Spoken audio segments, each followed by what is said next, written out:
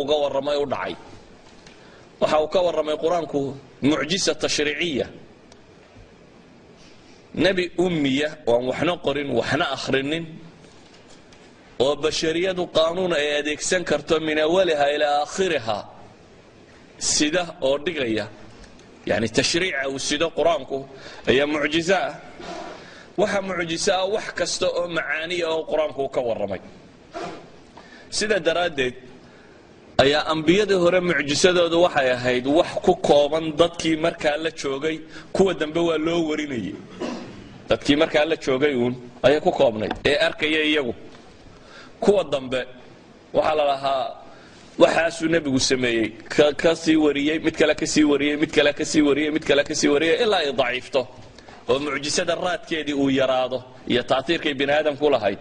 oo dadku marka ay diinta ka baxaan ama ay khalkhaliyaan kadib baa ilaahay rasuul kale oo mucjisadii iyo risaaladiiba cusboonaysiye la soo dirayay nabi muxamed salawaatullaahi wasalaamu calayhi ilaahay wuxuu ugu talagalay inuu noqdo nebiga aan nebi ka dambaynin idan mucjisadiisuna waa inay noqotaa mucjisaan mucjisa ka dambaynin maadaama uu yahay nebi aan nebi ka dambaynin waa inay mucjisadiisuna noqotaa mid iyana joogaysa oo waaraysa oo aan intii markaa aragtay oo qura ku salaysnayn ee la waaraysa ilaa iyo inta risaalada tani ay joogayso saa daraadeed baa ilaahay subxaana wa tacaala qur-aan buu soo siiyey qul ayu shayin akbaru shahaada qul illahu shahiidun baynii wa baynakum وأوحي إلي هذا القرآن لأنذركم به ومن بلغ لأنذركم به إلهي وحولي لأنذركم به إيا ومن بلغ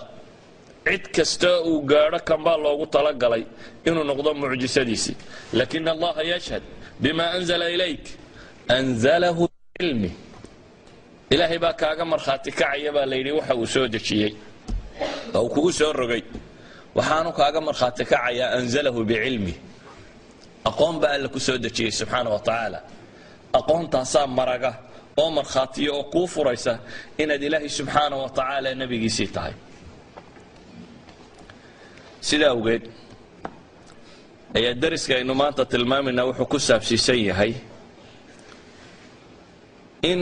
uu quraanku mucjisadii nabi muxamed yahay salawaatullaahi wa salaamu calayhi فإن لم يستجيبوا لكم فاعلموا أنما أنزل بعلم الله أنما أنزل بعلم الله إله سبحانه وتعالى عركا إيرلوكا بأبوري مخلوقات كردن أق أيا أقونتي سيكسو دتشيي كتاب القرآن كا إله يقول قل أنزله الذي يعلم السر في السماوات والأرض قرآن كا واحد سو دتشيي إله أق السر في السماوات والأرض إذن حقيقة كستا أو علمية أو نبأة أو عركة إيا السمدة لغا أغادا وين يوافق ذا حقائق ذي علمية هيدا قرآن كسوغي وهي قرآن كان يوحو كي من ربي أغام حي السر في السماوات والأرض سرت عركة إيا نولك بكتشرتا الله أك سبحانه وتعالى نبي محمد صلوات الله وسلامه عليه sida awgeed ayuu waxa uu yiri nabiyadii iga horeeyay ma min al-anbiya nabiyyun illa u'tiya min al-ayati ma mithluhu amana alayhi al-bashar nabi kamida nabiyadii iga horeeyay ma jiro ilaa ilaahay wuxuu siiyay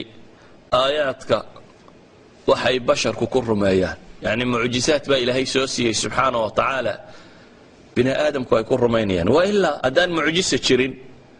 tani waliba nabigu sheegan la dadkana lama kala saareen tani jirin waxa cadaynayeen kana nabiye kana beenaala yahay nin waliba de nabinimada waska sheegan laha nabiyo badan oo beena dad soo sheegtayna waa jiraan wayna jiraan wax lagu kala cadayn karo inuu kana nabi yahay kana beenaala yahay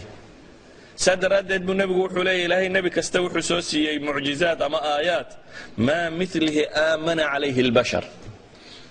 wax ay bini aadamku ku rumeeyeen baa ilaahay soo siiyay subhanahu wa ta'ala aniga ma uu nabigu leeyahay wa inma kana alladhi utituhu wahya awhaahu Allah ilay aniga se mucjisadii laysiiyay waa wahyi ilaahay iisoo waxyooday buu nabigu leeyahay salawaatullaahi wa salaamu calayhi aniga mucjisadii laysiiyay waa wahyi ilaahay iisoo waxyooday fa arju an akuna aktharahum tabi'an yawm al-qiyamah waxaan rajaynayaa inaan noqdo maalinta qiyaame ka ugu dad badan waayo aniga mucjisadaydu way taagnaanaysaa waa mucjiso jiil kasta iyo qarni kasta iyo dad kastaaba ay arki karaan waa mucjiso ummad kastaaba ay ku rumayn karto saa daraaddeed waxaan rajaynayaa buu nebigu leeyahay salawaatu ullaahi wasalaamu calayh inaan anigu ugu bato kuwa nebiyada la raacay inaan anigu u dadbato faarjuu an akuuna aktaruhum taabican yowma alqiyaama ibnu xajar oo sharxaya xadiidka baa wuxuu leeyay mucjisatu lqur'aani mustamiratun ila yowmi alqiyaama wakharquhu lilcaada fi usluubih وفي بلاغته وإخباره بالمغيبات فلا يمر عصر من الأعصار إلا ويظهر فيه شيء مما أخبر به أنه سيكون يدل على صحة الدعوة فعم نفعه من حضر ومن غاب ومن وجد ومن سيوجد وحليه إمام ابن الحجر العسقلاني رحمة الله عليه قرآن كمعجسدي سوى متى جنبه إلا ما ننت قيامها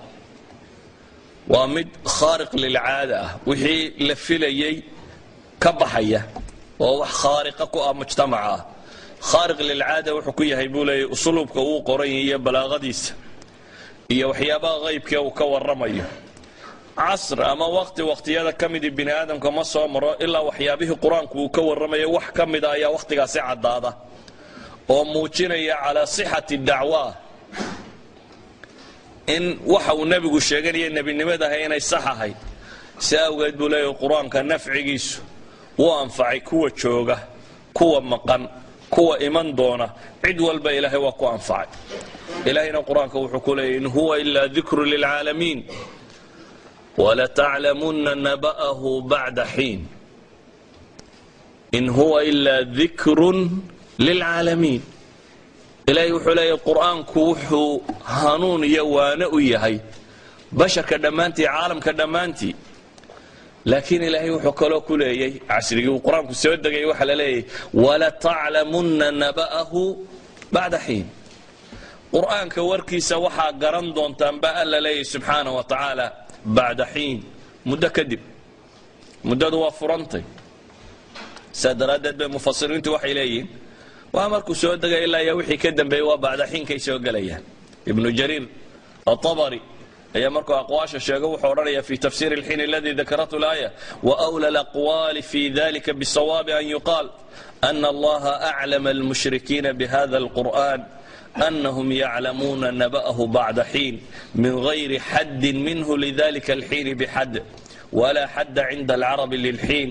ولا يجاوز ولا يقصر عنه لا يجاوز ولا يقصر عنه فإذا كان ذلك كذلك فلا قول فيه أصح من أن يطلق إلهي وحلي ولا تعلمن نبأه بعد حين قرآن كان وركي سوحا قران دونتان وقت كدب إلهي سبحانه وتعالى waxaa kaloo ilaahay qur-aanku tilmaamaya walikulli naba'in mustaqar war kastaaba wakhti iyo meeluu ku xasila buu leeyahay wax kasta uu qur-aanku ka warramay wakhti iyo meel uu ku xasila ayuu leeyahay wasawfa taclamuun baa ilaahay leeyahay subxaana wa tacaala wasawfa taclamuun mar dambe aana idin garan doontaan baa alla leeyahay subxaana wa tacaala